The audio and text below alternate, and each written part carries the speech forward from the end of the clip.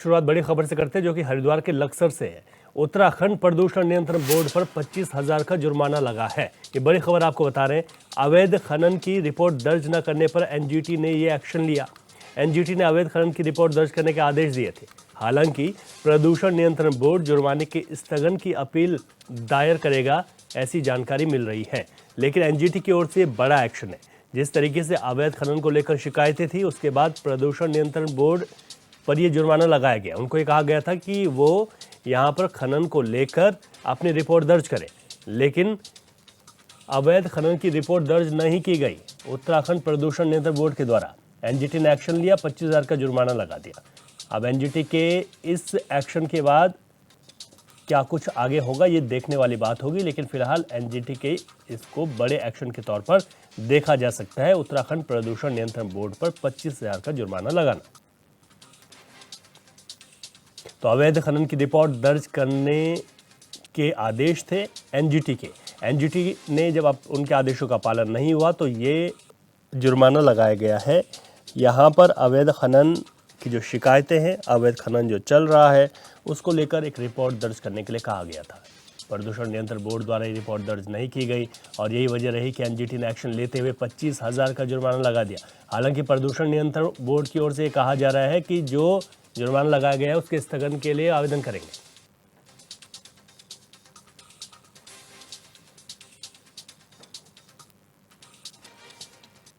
टिहरी के एडियान स्थित श्री कांगुड़ा नागराज मंदिर की पुनर्स्थापना जागरण समारोह का आयोजन हुआ है। कार्यक्रम में पहुंचे मुख्यमंत्री पुष्कर सिंह धामी ने नागराज देवता की पूजा अर्चना कर प्रदेश की खुशहाली की कामना की। पूजा के बाद सीएम ने मंदिर के पुनर्स्थापना कार्यों का निरीक्षण किया। इस मौके पर सीएम धामी के साथ स्थानीय विधायक और राजपुर से बीजेपी के विधायक खजान दास भी मौजूद रहे। बता दें कि कार्यक्रम का आयोजन क्षेत्रीय धार्मिक और सांस्कृतिक महत्व को पुनर्जीवित करना है।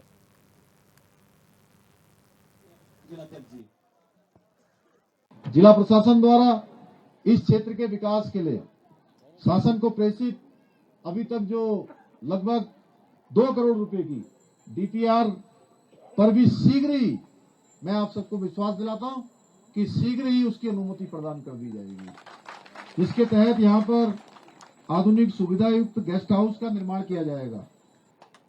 एक अच्छा गेस्ट हाउस यहां पर बनाया जाएगा। इसके साथ ही यहां पर चयनित स्थल पर हेलीपैड और 30,000 लीटर क्षमता का वाटर स्टोरेज टैंक भी स्थापित किया जाएगा, जिससे कि यहां पर जो श्रद्धालु आएंगे, जो माताएं बहनें, बड़े बुजुर्ग, हमारे बच्चे आएंगे, उनको पीने के पानी की कोई भी समस्या नहीं होगी, कोई परेशानी उनको नहीं होगी। श्रद्धालुओं की सुविधा के लिए पहुंच मार्गों पर रेन शेल्टर और मंदिर परिसर में हाई मास्ट, लाइट, पंप और आंतरिक विद्युतीकरण सहित अनेक कार्य किए जाएंगे। आप ऐसा मान के चलिए कि एक छोटा मास्टर प्लान इस क्षेत्र के लिए बनाया जाएगा और ये हमारी प्राथमिकता में भी है कि जितने भी हमारे ऐसे पूज्य धार्मिक स्थल हैं, उन सभी पूज्य धार्मिक स्थलों को एक मास्टर प्लान के तहत विकसित किया जाए, जिससे कि आने वाले समय में यहाँ पर भी लोग बड़ी संख्या में आएंगे तो उनको आसानी से जो जरूरी सुविधाएं हैं वो प्राप्त हो सकें।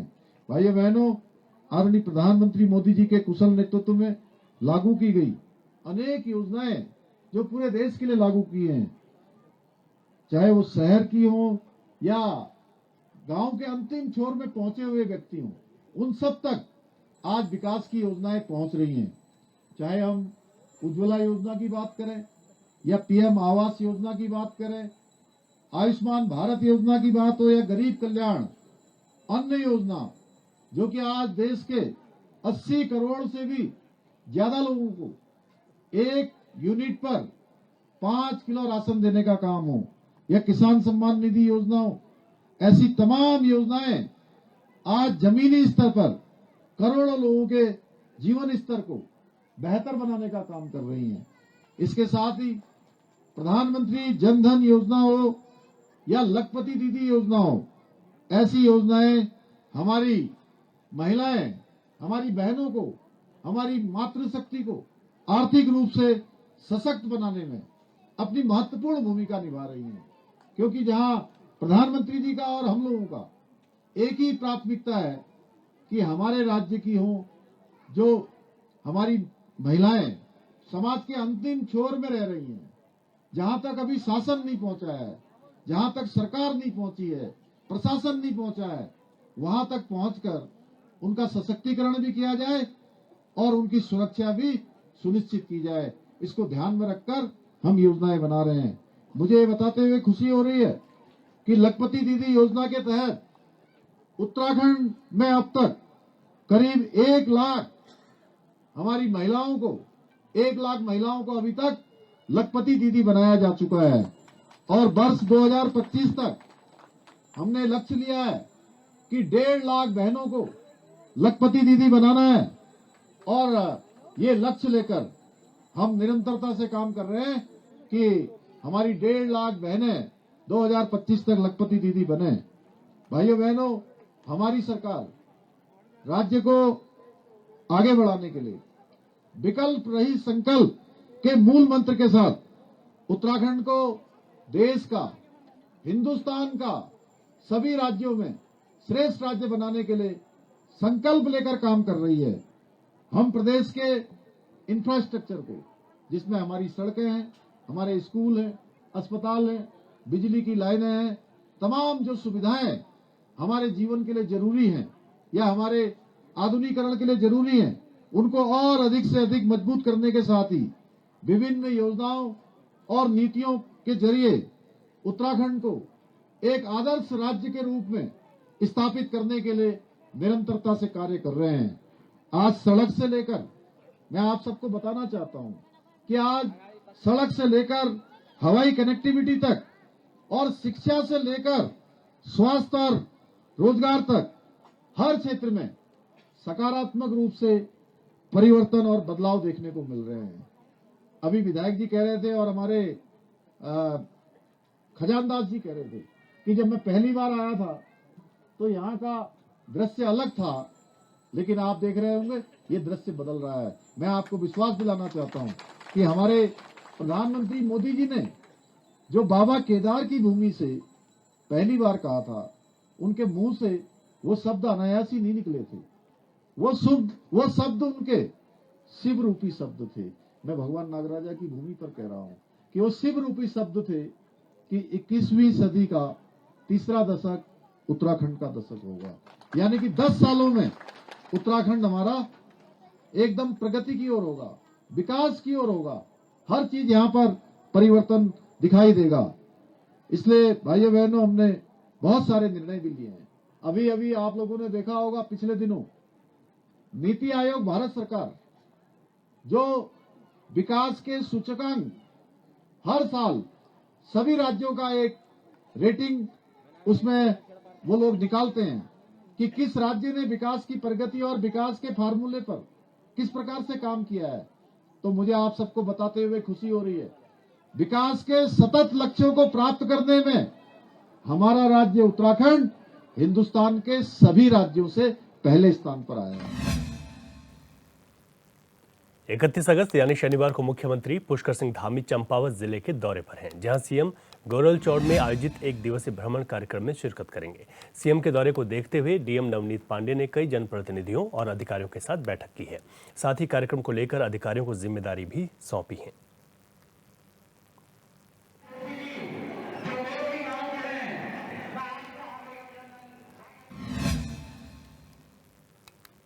हल्द्वानी में रेलवे की ओर से आज से सुप्रीम कोर्ट के निर्देश पर बनभूलपुरा में रेलवे की अतिक्रमण हुई भूमि पर सर्वे शुरू किया जा रहा है। बता दें कि बनभूलपुरा में रेलवे की भूमि पर मुस्लिम समाज के लोगों की ओर से अतिक्रमण कर 4000 से ज्यादा मकान बनाए गए हैं, जिन्हें तोड़ने का हाईकोर्ट ने 2022 में आदेश दिया था। लेकिन सुप्रीम कोर्ट में मामला आने के बाद अब दोबारा से पूरी जमीन का सर्वे किया जाना है। सिटी मजिस्ट्रेट एपी वाजपेयी ने बताया कि रेलवे की ओर से प्रशासन से सहयोग मांगा गया था, जिसमें अलग अलग विभागों की 6 अलग अलग टीमें बनाई गई हैं, जो कि रेलवे की चिन्हित की गई भूमि में संरचनाओं और भूमि का संपूर्ण सर्वे करने में सहयोग करेंगी। उन्होंने बताया कि सर्वोच्च न्यायालय के निर्देश पर रेलवे अपनी भूमि के सर्वेक्षण और सीमांकन का कार्य करेगा। सर्वे के दौरान किसी तरह की कोई हिंसा और विवाद ना हो, इसको देखते हुए भारी फोर्स की व्यवस्था भी की गई है। रेलवे द्वारा ये अनुरोध किया गया है कि माननीय सर्वोच्च न्यायालय द्वारा दिए गए निर्देशों के क्रम में उनके द्वारा बनपुलपुरा में जो रेलवे भूमि है उसका सर्वे किया जा रहा है। उस सर्वे टीम में राज्य सरकार के जो विभिन्न विभाग हैं उनके प्रतिनिधियों को शामिल करने का अनुरोध किया गया था। उसी क्रम में 6 टीमें गठित की गई हैं। उसमें हमारे जल संस्थान, विद्युत विभाग, नगर निगम, बाल विकास के साथ साथ राजस्व विभाग के प्रतिनिधियों के साथ टीमें गठित की गई हैं और कल से ये 6 टीमें सर्वे का कार्य इसको प्रारंभ करेंगे। क्या कुछ पुलिस फोर्स भी मांगी गई है? हाँ, कानून व्यवस्था बनाए रखने के लिए प्रत्येक टीम के साथ हमारी जो सिविल पुलिस है वो लोग भी रहेंगे। इसके अलावा आरपीएफ के लोग भी साथ में रहेंगे। सर, कुल लैंड कितनी है जिसमें सर्विस होगा? ये रेलवे के द्वारा इसको तय किया जाना है, क्योंकि माननीय सर्वोच्च न्यायालय द्वारा रेलवे को निर्देश दिए गए हैं कि भूमि के संबंध में उनके स्तर से कार्रवाई की जाए। नैनीताल में बीते दिनों आई आपदा के चलते टिफिन टॉप पर भूस्खलन हो गया था। मौजूदा स्थिति का जायजा लेने के लिए कुमाऊं मंडल आयुक्त दीपक रावत ने तमाम अधिकारियों के साथ निरीक्षण किया है। उन्होंने विभागीय अधिकारियों को टिफिन टॉप मार्ग में जगह जगह साइन बोर्ड लगाने के निर्देश दिए। इस दौरान मंडल आयुक्त दीपक रावत ने कहा कि प्राथमिकता के साथ डोरोथी सीट फिर से बनाने के लिए बेहतर डीपीआर तैयार की जाएगी। साथ ही इसको और भी ज्यादा बेहतर और आकर्षित बनाया जाएगा, जिसमें लाइट, पानी, शौचालय, इको फ्रेंडली टूरिज्म और अन्य सुविधाएं भी रहेंगी।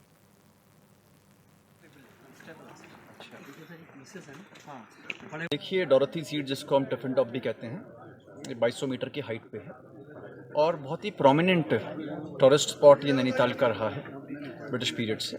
नैनीताल की प्रेस्टीज भी है और इसमें इस बार काफ़ी ज़्यादा इरोजन हुआ है और जो वर्तमान में जिसको हम डोरोथी सीट कहते हैं, उसको काफ़ी बड़ा पोर्शन नीचे बह गया है। इसको अभी हमने आउट ऑफ बाउंड भी किया हुआ है, रोका है सबको।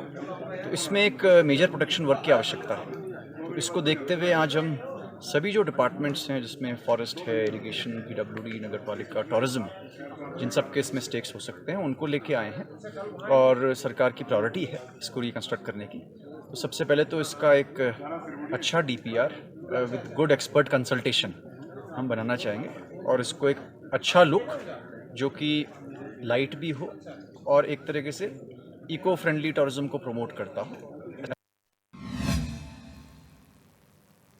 जीएमवीएन के पूर्व उपाध्यक्ष और जनसंघर्ष मोर्चा के अध्यक्ष रघुनाथ सिंह नेगी ने विधानसभा अध्यक्ष और निर्दलीय विधायक उमेश कुमार पर तीखा हमला बोला।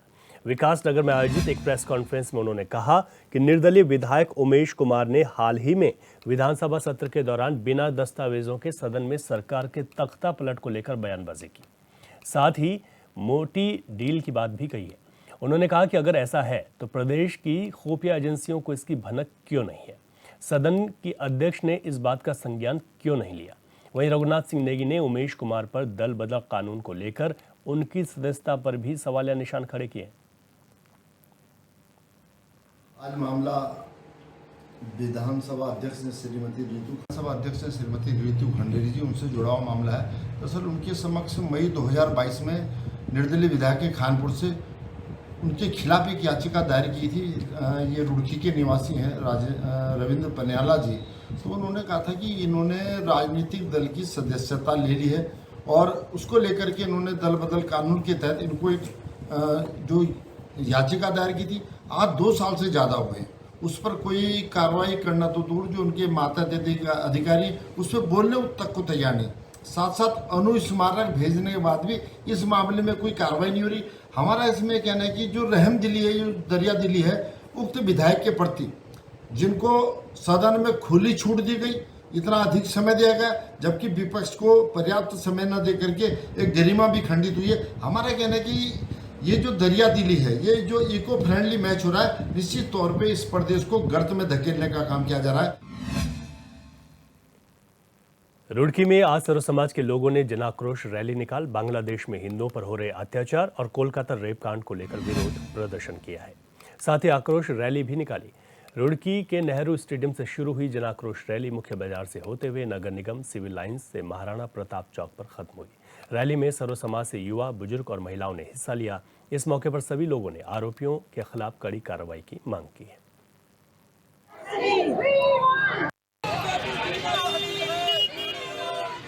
आज सभी महिलाएं भी और सभी हमारे भाई भी सभी सड़कों पर उतरे हुए हैं, क्योंकि महिलाओं के साथ दिन पर दिन अत्याचार बढ़ते जा रहे हैं। कोलकाता में जो हमारे डॉक्टर एक बेटी के साथ भी अत्याचार हुआ है, निर्दयता से उसकी हत्या हुई है, और दिन पे दिन ऐसी हत्याएं भी बढ़ती जा रही हैं। बेटियों का बचाव होना चाहिए और जितने बलात्कारी हैं उन्हें फांसी होनी चाहिए। और बांग्लादेश में जो हमारे हिंदुओं पे अत्याचार हो रहा, हत्याएं हो रही हैं और मंदिरों को तोड़ा जा रहा है, तो हमारे हिंदुओं की सुरक्षा होनी चाहिए। इसीलिए आज पूरा हिंदू और सभी भाई बहन सड़कों पे उतरे हैं, आक्रोश रैली निकली है। हम सभी एक हैं, ये हमारी एकता का परिचय है। जितने लोग जो निर्दयता से ये काम करते हैं वो देख लें कि आज पूरा हिंदुस्तान सभी भाई बहन सड़कों पे हैं। ये मैं परसों भी कह रहा था कि अब अत्याचार का अंत आ चुका। हमारे जो हिंदू भाई विदेशों में भी प्रवास करते हैं, और अभी जो हाल में जो ये सब हुआ है, ये नरसंहार हुआ है, मंदिरों की तोड़फोड़ हुई है, ये क्या है? ये सब हिंदुत्व को खत्म करने की एक पहल है। और अब हिंदू जाग चुका है। अब इसका पूरे हिंदू समाज में एक संदेश है। जहां तक भी लोगों को आवाज जा रही है, जो लोग सुन रहे हैं, समझ रहे हैं, सब एक बैनर के नीचे आने को तैयार है। चाहे उसमें हमारा रोड समाज हो, चाहे और भी अन्य समाज हो, बहुत सारे समाज आज यहाँ इकट्ठा हुए आपने देखे। मेरा रोड समाज के भी बहुत सारे महानुभाव इस टाइम जो अच्छे शिक्षित हर तरह के जो क्षेत्र के लोग हैं, वो इसमें जो जोर शोर से एक बल के साथ इकट्ठा हुए हैं, और उनके अंदर एक आवेश है, एक आह्वान है। वो चाहते हैं कि अत्याचार बंद हो। लोहागढ़ ब्लॉक के नेपाल सीमा से लगे सेलपेड़ू, सुनकुरी समेत कई गांवों में गौरा महोत्सव की बड़ी धूमधाम से मनाया जा रहा है। महोत्सव में पुरुष महाभारत और रामायण कालीन गाथाओं का गायन कर रहे हैं, जबकि महिलाएं मां गौरा महेश्वर की प्रतिमा के सामने मांगलिक गीत गा रही हैं। गौरा गायन को लेकर बुजुर्गों में काफी जोश भी देखने को मिला। वहीं पूर्व क्षेत्र पंचायत सदस्य ने बताया कि महोत्सव में शामिल होने के लिए कई लोग अपने गाँव पहुंच गए हैं। उन्होंने बताया कि 25 अगस्त से 1 सितंबर तक चलने वाले इस महोत्सव में रामायण और महाभारत कालीन गाथाओं का गायन किया जाता है, जो आकर्षण का केंद्र है।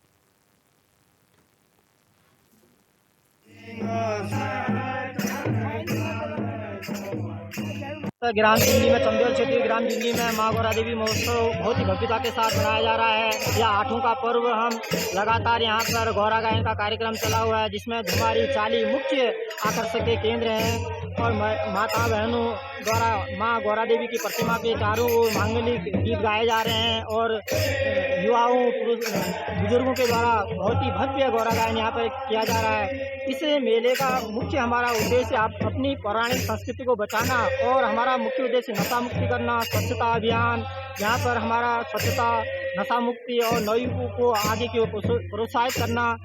और हम अपनी इस पौराणिक संस्कृति को बनाए रखने के लिए हम सभी नवयुवक, बुजुर्ग, माताएं, बहनें, पूरे क्षेत्र के बुंदे क्षेत्र के लोग इस मेले को बढ़ाने के लगे हुए हैं।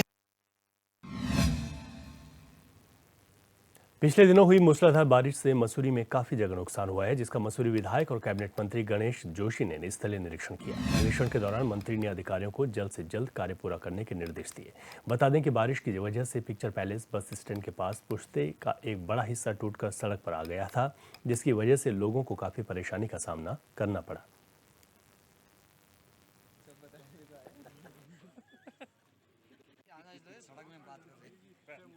और जो मैंने इसकी स्थिति दी है, इसका क्योंकि 65 फीट नीचे से इसको ऊपर लेकर आ रहे हैं, और कुछ यहाँ पर मटेरियल लाने की भी दिक्कत है। मैंने अभी अपने एसडीएम को और को निश्चित किया है कि मटेरियल लाने में कोई दिक्कत ना हो, क्योंकि आज 1 महीने से अधिक हो गया है। जिस गति से काम होना चाहिए था, काम नहीं हो पा रहा है। जब मैंने अधिकारी से उन्होंने कुछ टेक्निकल दिक्कत बताई, तो उसके मैंने निश्चित किया। इसी प्रकार एक प्राइवेट व्यक्ति का पुस्ता मैसिंग लॉज के पास एक पुस्ता गिरने से वहाँ पर जो बिजली का ट्रांसफार्मर लगा हुआ था, उसको भी क्षति हुई है और भी नुकसान हुआ है। गदरपुर की नर्स हत्याकांड को लेकर उत्तराखंड कांग्रेस के प्रदेश अध्यक्ष करण मारन ने प्रेस कॉन्फ्रेंस की है। साथ ही मृतका के परिजनों से भी मुलाकात की। उन्होंने कहा कि अल्मोड़ा से पूर्व राज्यसभा सांसद प्रदीप टमटा, और उन्होंने कहा कि उत्तराखंड की कानून व्यवस्था पूरी तरह खराब हो चुकी है। मुख्यमंत्री लाल फीताशाही के दबाव में काम कर रहे हैं। उन्होंने सरकार पर निशाना साधते हुए कहा कि उत्तराखंड में जंगल राज चल रहा है। वहीं करण महारान का कहना था कि उत्तराखंड में कई जगह महिलाओं के साथ जघन्य अपराध हो रहे हैं, लेकिन इस पर सीएम कोई काम करते हुए दिखाई नहीं देते। साथ ही उन्होंने 31 अगस्त को प्रदेश भर में धरना प्रदर्शन की चेतावनी दी है।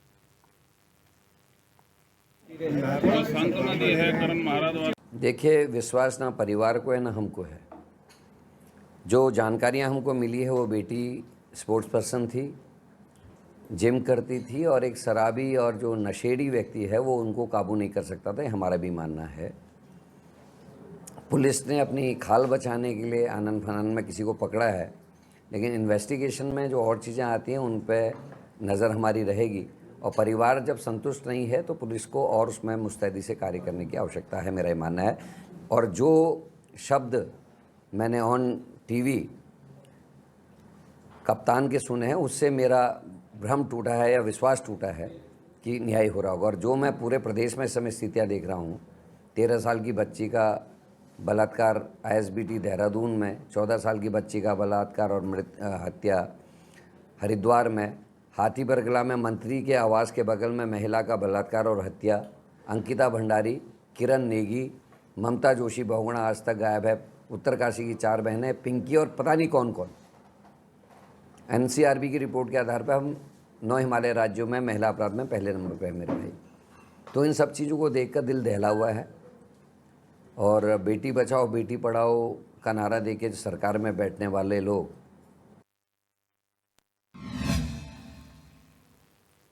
जिला मुख्यालय पौड़ी में ठेकेदारों ने प्रदेश सरकार के खिलाफ प्रदर्शन करते हुए कहा कि उत्तराखंड के ठेकेदारों की उपेक्षा हो रही है। उनका कहना है कि 10 करोड़ तक के निर्माण कार्यों में वरीयता उत्तराखंड के स्थायी और मूल निवासियों को ही दी जाए। उन्होंने कहा कि सरकार ठेकेदारों की मांगों को गंभीरता से नहीं लेती। प्रदेश सरकार को चेतावनी देते हुए उन्होंने कहा कि जल्द समस्याओं का समाधान नहीं हुआ तो 1 सितंबर से तालाबंदी कर प्रदेश व्यापी आंदोलन शुरू किया जाएगा।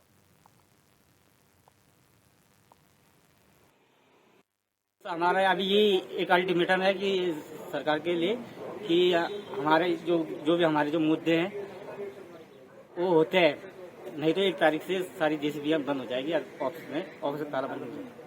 फिर 1 तारीख उनके संज्ञान में आ जाएगा कि जब मशीन उनकी बंद हो जाएगी, हम लोग की मशीनें बंद हो जाएगी। वो बड़ी फर्म तो आ नहीं रही है मशीन चलाने के लिए, आपदा में हम ही लोग चला रहे हैं मशीनें, तो वो तो 1 तारीख को सारा। अब ये तो हम लोगों को छोटे ठेकेदारों को तो दबाया जा रहा है इसमें बस। हम अभी उत्तराखंड चीफ से मिले थे 15 तारीख को जुलाई में, उनसे सारी बातें हो गई थी और मेरे ख्याल से नए चीफ साहब हैं जिनकी बात हम समझ रहे हैं कि कह रहे हैं कि उत्तराखंड में सुचारू रूप से काम चल रहे हैं। तो हम इन चीफ साहब से ये कहना चाहते हैं कि 1 तारीख से सारी मशीनें भी बंद हो जाएंगी और छोटे ठेकेदार तो 1 महीने से निविदाएं नहीं खरीद रहे हैं कहीं भी। पूरे उत्तराखंड में ये हमारा आंदोलन चल रहा है और इसको हम आगे अगर सरकार नहीं मानती है तो इसको उग्र आंदोलन हम मतलब इसको करने जा रहे हैं। ये मेरे स्तर से नहीं, ये उच्च स्तर से माननीय मुख्यमंत्री जी स्तर से, हमारे सचिव महोदय के स्तर से, हमारे PWD मिनिस्ट्री के स्तर, सभी स्तर से ये निर्देश है कि जितने भी हमने अपने जितनी GPS माउंटेड हमारी सारी JCBs है, हमारी हर जनपद में वेबसाइट पे, हमारे हर जनपद की वेबसाइट पे सबके एक्शन AE JE सबके और इवन ऑपरेटर तक के मोबाइल नंबर पड़े हुए हैं। सबको सख्त हिदायत है कि कोई भी आदमी अपना मोबाइल ऑन रखेगा और ऐसी जगह पे जहां पर कोई एक नेटवर्क नहीं आता है, दूसरा नेटवर्क है, तो 2-2 मोबाइल के लिए भी निर्देशित किया गया है। और जहां तक मेरी जानकारी है सब लोग बड़ा इसमें अच्छा रेस्पॉन्स कर रहे हैं। आप देखते भी होंगे कि जहां पर अगर हमारी सड़क बंद होती है तो तत्काल वहां पर विदिन जितना भी एक ट्रेवलिंग टाइम जहां से हो सकता है उस टाइम में हमारी JCB अपने काम पर पहुंच जाती है।